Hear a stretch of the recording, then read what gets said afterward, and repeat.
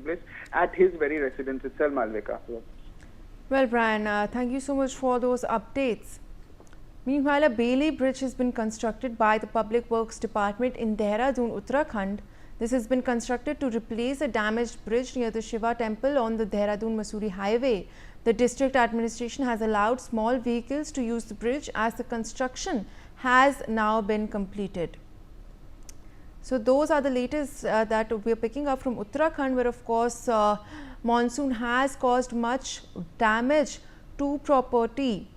But a Bailey Bridge has now been constructed near the Mussoorie-Dehradun highway, and small vehicles have now been allowed to pass as the construction has now been complete.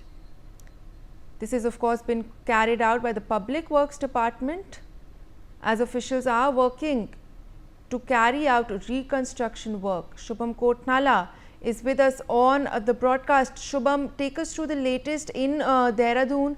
We are learning that a Bailey Bridge has now been constructed as officials are working to carry out reconstruction.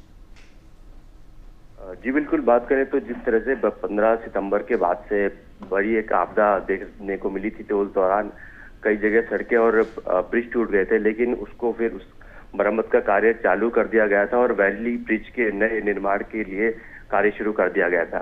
तो अब valley bridge जो है बनकर तैयार हो गया है, लेकिन क्योंकि शुरुआती दौर पर ये वैली ब्रिज बना है, तो ऐसे में शुरुआत में कम और हल्के वाहनों को वहां से आवाजाही हो रही है, यानी कि अगर कोई लोग वहां फंसे हैं तो वो वापस आ सकते हैं।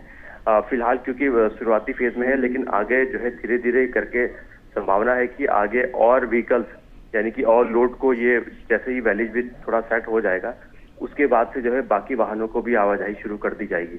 तो कहीं ना कहीं हम देखें तो जो देहरादून से मसूरी का संपर्क कटा हुआ था, उसमें ये वैली ब्रिज काफी ज्यादा कारगर होने वाला है, क्योंकि रोड बाय रोड जो सामान यहाँ से वहां पहुंचाना है, या कोई वाहन या किसी यात्री के द्वारा उसको वहां से देहरादून की ओर लाना है, तो उसके लिए वैली ब्रिज काफी ज्यादा कारगर सिद्ध होने वाला है।